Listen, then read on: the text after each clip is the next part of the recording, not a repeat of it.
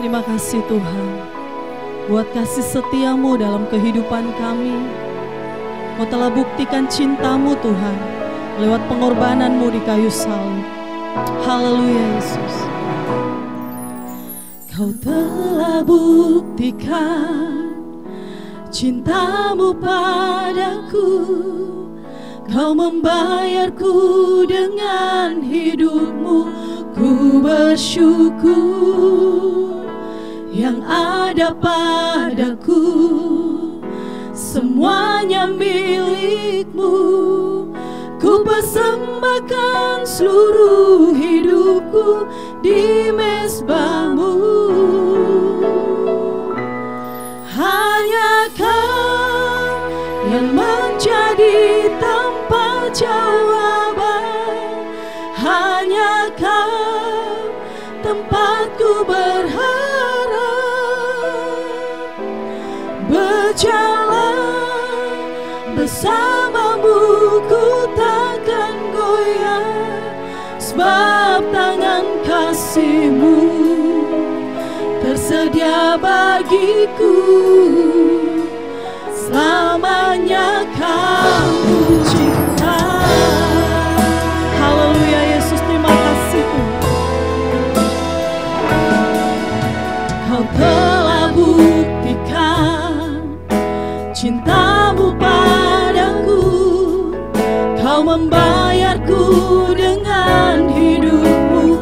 Ku bersyukur yang ada padaku, semuanya milikmu. Ku persembahkan seluruh hidupku di mezbahmu. Hanya Kau yang menjadi tempat jawaban. Hanya Kau tempatku berharap. Berjalan bersamamu ku takkan goyah, sebab tangan kasih-Mu bersedia bagiku. Selamanya Kau ku cinta. Selamanya Kau ku cinta.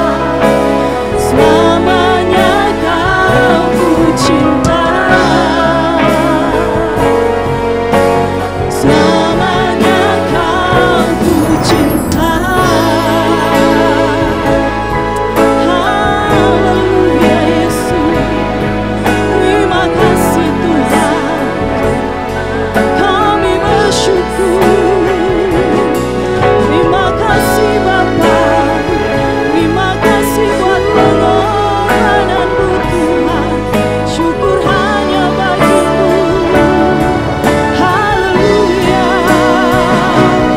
Hanya Kau yang menjadi tempat jawaban. Hanya Kau tempatku berharap. Berjalan bersamamu ku takkan goyah, sebab tangan kasih-Mu tersedia bagiku. Selamanya Kau ku cinta. Sebab hanya Kau Tuhan. Hanya Kau yang menjadi tempat jawaban. Hanya Kau tempatku berharap. Berjalan bersamamu ku takkan goyah, sebab tangan kasih-Mu bersedia bagiku. Selamanya Kau ku cinta. Selamanya Kau ku cinta. Selamanya Kau ku cinta. Haleluya Yesus, terima kasih. Shalom Bapak Ibu Saudara, bersyukur bahwa oleh kasih karunia Allah yang besar kita kembali berjumpa hari ini untuk menikmati firman Tuhan. Judul firman Tuhan hari ini adalah mengapa Yesus harus mati. Mari kita siapkan hati kita dan kita berdoa.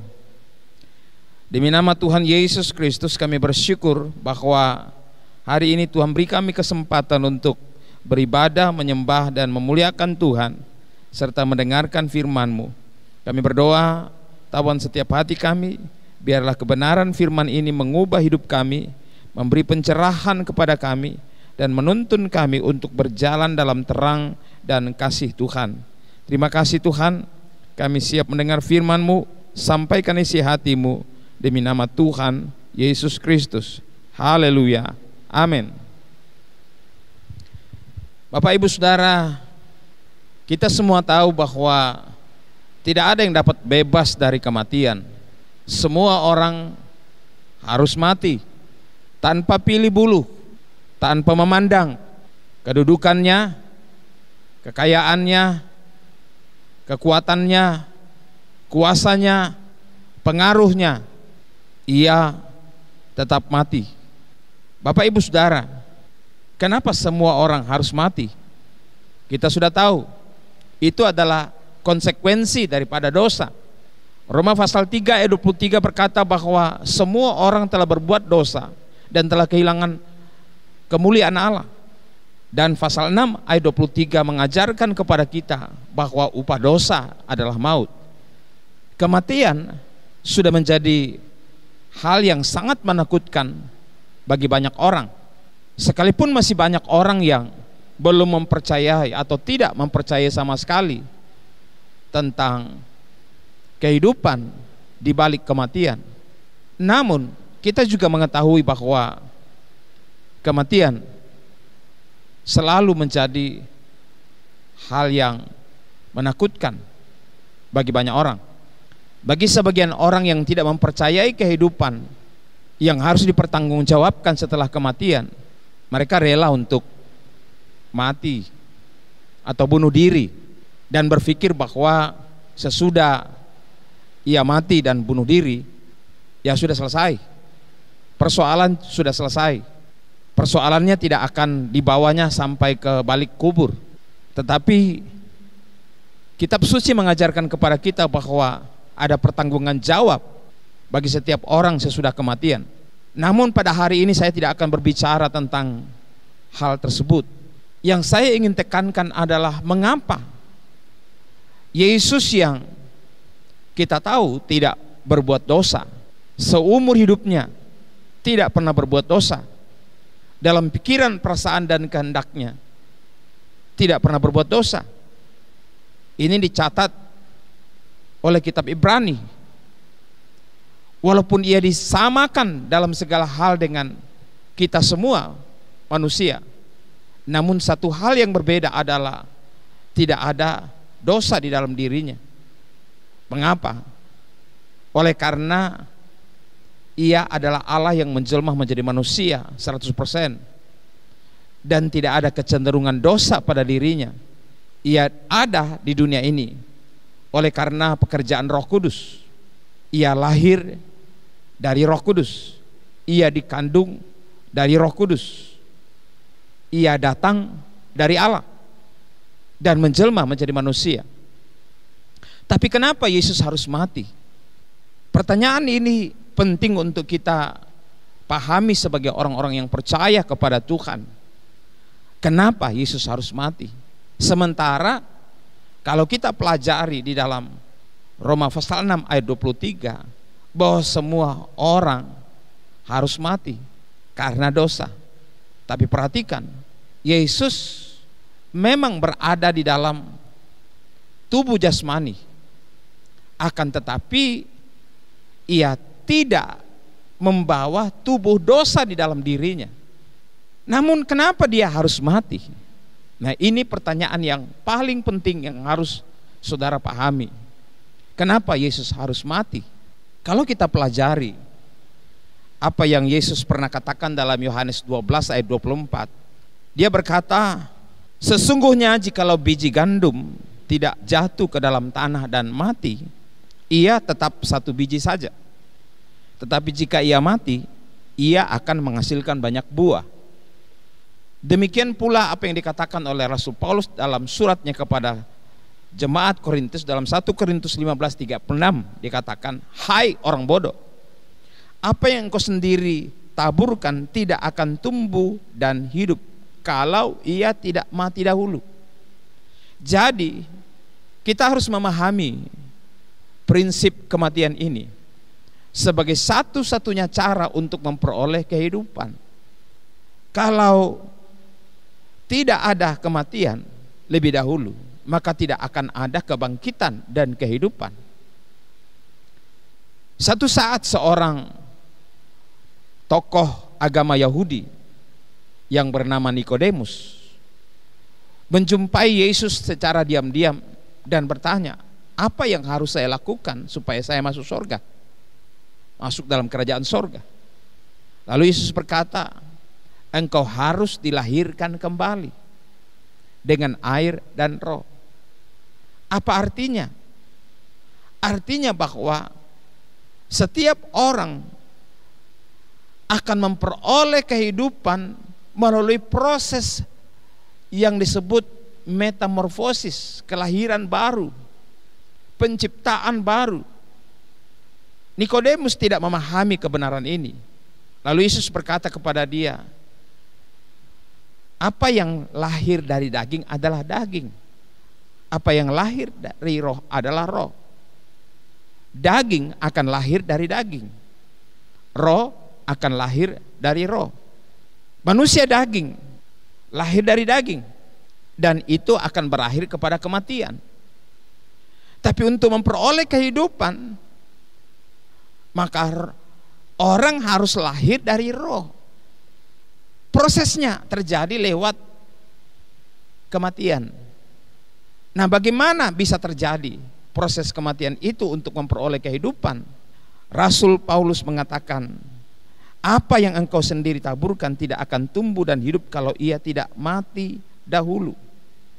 Bahwa Rasul Paulus menjelaskan dalam pasal 15 ini tentang kebangkitan Yesus dimulai dari kematiannya, diawali dari kematiannya. Pengharapan di dalam Kristus, kemenangan di dalam Kristus, kehidupan di dalam Kristus yang akan dimiliki setiap orang percaya, itu dimulai dari kematian. Jadi Bapak Ibu Saudara, kematian selalu menjadi jalan dan cara untuk adanya kehidupan. Tanpa kematian tidak akan ada kehidupan baru. Biji gandum tidak akan pernah tumbuh dan menghasilkan gandum-gandum yang baru yang lebih banyak tanpa melalui kematian.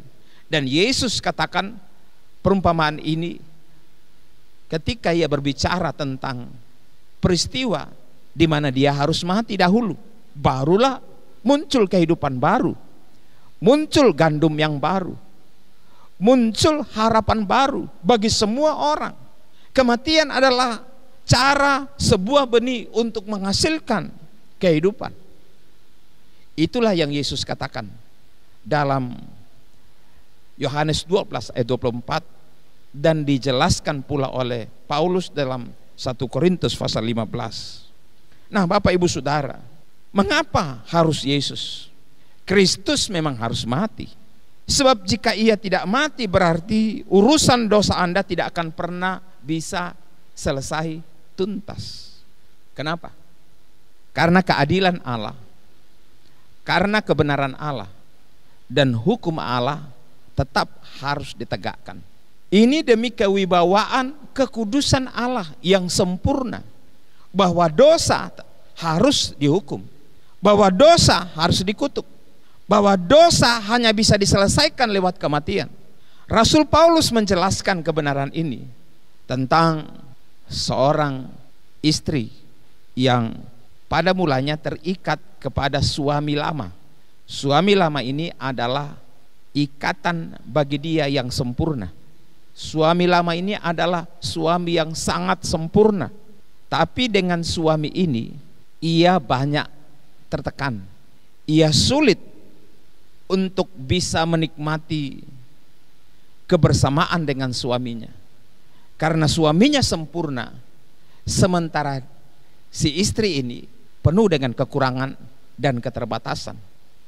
Maka tiap hari istri ini terus mengalami tuntutan-tuntutan hukum suaminya yang sempurna. Tuntutan ini membuat dia selalu gagal menyenangkan hati suaminya, selalu gagal membuat suaminya bahagia. Lalu Rasul Paulus menjelaskan dalam pasal 7, Roma pasal 7, wah, aku manusia celaka. Siapa yang dapat melepaskan aku dari kondisi seperti ini? Kenapa? Karena tidak ada manusia yang bisa memenuhi tuntutan-tuntutan hukum Taurat yang digambarkan oleh Rasul Paulus seperti suami lama yang begitu sempurna. Sementara dia sendiri, sang istri ini, sama sekali tidak mampu memenuhi seluruh tuntutan dari sang suami yang sempurna. Dan perlu Bapak Ibu Saudara tahu bahwa sang suami ini tidak bisa mati. Yesus berkata bahwa langit dan bumi akan berlalu, tetapi firman Tuhan tidak akan pernah berlalu. Satu titik pun daripada firman Tuhan ini tidak akan berlalu sampai semuanya terjadi. Kenapa Bapak Ibu Saudara? Karena hukum-hukum perjanjian lama adalah cermin, adalah gambaran daripada kesempurnaan Allah, kekudusan Allah, kehormatan Allah, kewibawaan Allah yang tidak bisa dibuang, tidak bisa mati, tidak bisa diabaikan. Nah Bapak Ibu Saudara, apa yang terjadi? Maka datanglah suami baru yang diutus. Itulah hukum perjanjian baru, hukum anugerah, hukum kasih karunia. Bagaimana caranya supaya si istri ini bisa bersama dengan suami baru, hukum anugerah, hukum kasih karunia? Apa yang dilakukan? Yang dilakukan adalah hal yang luar biasa, yang membuat hukum perjanjian lama atau suami lama tidak bisa mengejar dia dan menuntut dia lagi, adalah dengan cara ia mati. Jadi istrinya ini harus mati. Ketika seorang sudah mati, maka tuntutan-tuntutan hukum apapun tidak berkuasa lagi atasnya. Kapan momen di mana dia harus mati? Ketika ia mempercayai Yesus Kristus yang telah mati, yang mempercayai Yesus yang sudah dikuburkan. Bapak Ibu Saudara, Rasul Paulus menjelaskan hal ini di dalam Roma pasal 6, bahwa Yesus Kristus telah mati dan telah dikuburkan dan telah bangkit kembali. Kita semua yang percaya kepada Dia dan menerima Dia sebagai Tuhan dan Juru Selamat, kita dibaptiskan, artinya disatukan dengan Dia di dalam iman kita kepada kematian Kristus. Dan bukan hanya kematian Kristus, tetapi juga ke dalam penguburan Kristus. Ketika kita sudah mati dan dikubur bersama Kristus, maka ketika Yesus bangkit dari kematian, kita pun juga mempunyai hidup yang baru. Ketika kita mempunyai hidup yang baru, melalui kebangkitan Kristus, kita pun juga ikut bangkit di dalam Kristus. Peristiwa ini adalah peristiwa iman. Peristiwa ini adalah peristiwa spiritual. Saudara tidak bisa melihat dengan mata kepala saudara. Saudara tidak bisa memikirkan itu dengan pikiran-pikiran saudara. Tetapi itu terjadi dalam realitas spiritual yang saudara hanya dapat mengalaminya lewat iman saudara. Jadi ketika saudara terima Yesus sebagai Tuhan dan Juru Selamat saudara, saudara telah dibaptis ke dalam kematian, saudara telah dibaptis juga di dalam penguburan, dan saudara juga menjadi satu dengan Dia dalam kebangkitannya, sehingga saudara mempunyai kehidupan yang baru bersama suami baru, yaitu Yesus Kristus. Dalam pengertian perjanjian baru atau perjanjian kasih karunia Allah. Dengan demikian, ketika saudara memiliki hidup yang baru, di alam yang baru, di alam spiritual baru, dengan kehidupan baru bersama Kristus, maka hukum-hukum Taurat, hukum-hukum perjanjian lama tidak mempan lagi kepada saudara. Saudara telah menjadi manusia baru dengan suami yang baru, yaitu kasih karunia Allah.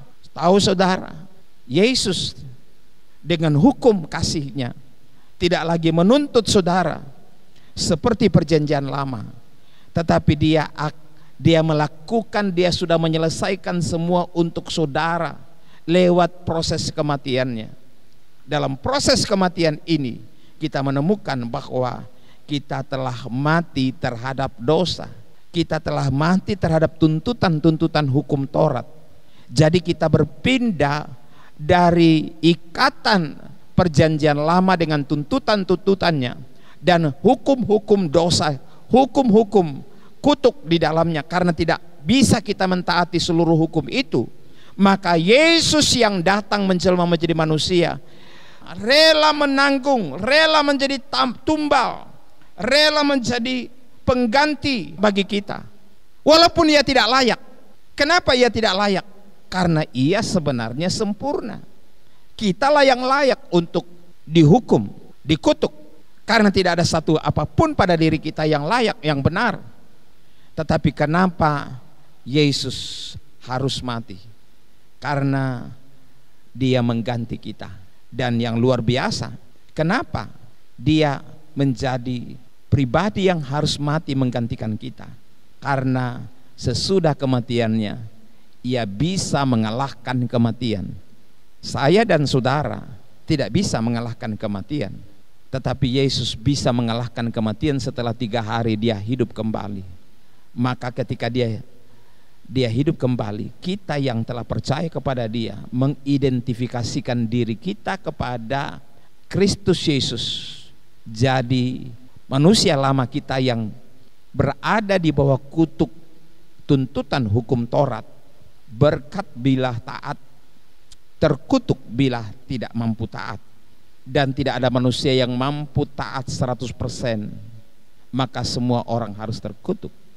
Satu-satunya yang bisa sempurna menyelesaikannya adalah Yesus Kristus. Itu sebabnya Yesus harus mati, karena setelah kematian maut tidak berkuasa atasnya, tapi dia bangkit kembali. Kebangkitan ini memberikan kepada kita kepastian akan keselamatan kita di dalam dia. Sekarang kita menjadi milik Kristus. Kristus tidak menuntut kita lagi seperti hukum Taurat menuntut kita, berkat bila engkau taat dan kutuk bila engkau tidak taat. Tapi di dalam Kristus kita menerima segala berkat rohani yang tersimpan di sorga. Semua kasih karunia Allah, anugerah Allah dilimpahkan kepada saudara dan saya. Dan itu sebabnya dosa dari perjanjian lama, hukum-hukum yang mengikat saudara dari perjanjian lama, tidak bisa lagi menuntut saudara, tidak bisa lagi mengejar saudara, tidak dapat mengendalikan hidup saudara lagi. Sehingga Roma 8 ayat berkata, ayat 1, tidak ada lagi penghukuman bagi orang yang ada di dalam Kristus. Hukum suami lama tidak dapat mengejar saudara lagi. Itu sebabnya Rasul Paulus berkata dalam Roma pasal 6, hendaklah kamu memandangnya bahwa kamu telah mati bagi dosa dan hidup bagi Allah. Sekarang saudara dan saya hidup bagi Allah di dalam Yesus Kristus. Suami saudara yang baru adalah kasih karunia Allah. Dia sudah menyelesaikan satu kali untuk selama-lamanya ketika ia berkata di kayu salib, sudah selesai. Nah, Bapak Ibu Saudara yang dikasihi Tuhan, apakah saudara masih dikejar-kejar dosa? Apakah saudara merasa terus-menerus hidup di dalam dosa? Apakah saudara merasa bahwa saudara terus mengalami kutuk dalam hidupmu? Kalau engkau selalu merasa dikejar-kejar dosa dan mengalami kutuk dalam hidupmu, itu berarti engkau belum mengalami kematian bersama Kristus. Kalau engkau belum mengalami kematian bersama Kristus, belum mengidentifikasikan dirimu ke dalam kematian dan penguburan Kristus, maka mustahil engkau memiliki kehidupan yang baru. Kalau engkau sudah memiliki kehidupan baru, dosa tidak bisa mengejar-ngejar saudara dan menjadi momok bagi hidupmu. Itu sebabnya kematian akan terus menjadi momok yang menakutkan bagimu, karena tidak ada kepastian sama sekali tentang kehidupanmu yang baru, yang bebas dari dosa, bebas dari kutuk, bebas dari tuntutan-tuntutan hukum-hukum perjanjian lama. Sekarang di dalam Kristus, ketika saudara menerima Dia sungguh sebagai Tuhan dan Juru Selamatmu, engkau benar-benar merdeka.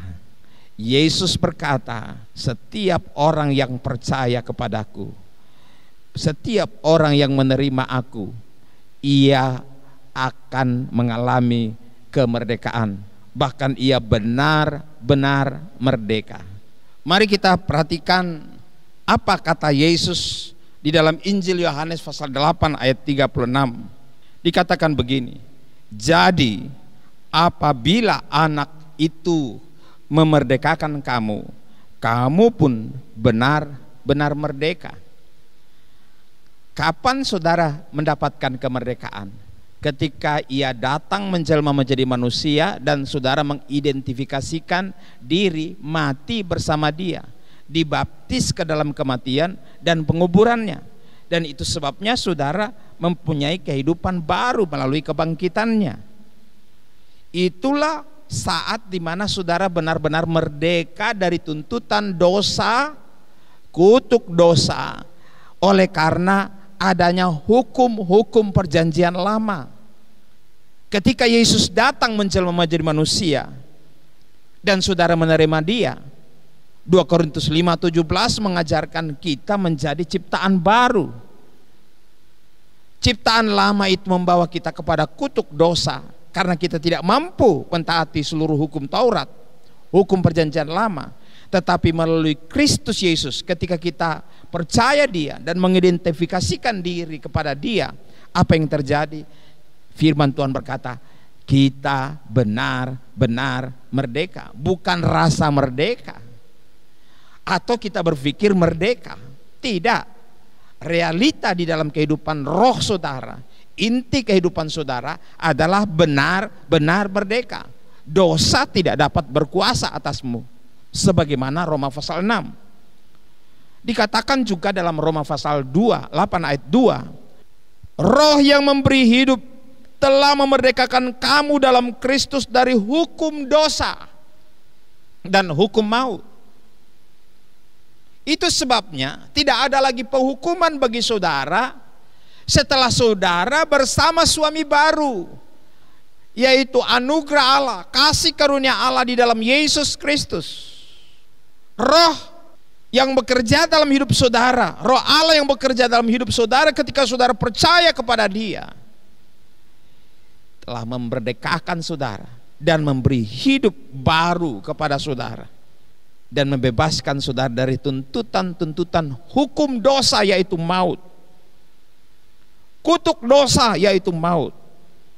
Nah, Bapak Ibu Saudara yang dikasihi Tuhan, itulah sebabnya Yesus harus mati, karena itu satu-satunya cara untuk saudara dimerdekakan dari dosa. Pertanyaan penting, apakah engkau sudah mati bersama Kristus? Tanpa engkau mati bersama Kristus, mustahil saudara bebas dari segala kutuk. Tanpa saudara mati bersama Kristus, mustahil saudara melihat kerajaan Allah seperti kata Yesus kepada Nikodemus. Itulah yang disebut lahir baru di dalam roh, dilahirkan kembali di dalam roh. Kenapa saudara terus menderita? Kenapa terus saudara merasa tidak berdaya? Kenapa terus saudara tidak berbahagia? Kenapa terus saudara tidak menikmati sukacita dan damai sejahtera? Walaupun harta saudara ada banyak, engkau punya kekuatan, kuasa, pengaruh, populer, dan banyak pencapaian-pencapaianmu, tapi engkau tidak pernah menikmati sukacita dan damai sejahtera dari Allah. Engkau terikat dengan dosa, engkau terikat dengan segala keduniawian dan keinginan daging, dan itu yang membuat hidup saudara tidak berbahagia, tidak menikmati sukacita. Padahal engkau adalah orang percaya, orang Kristen.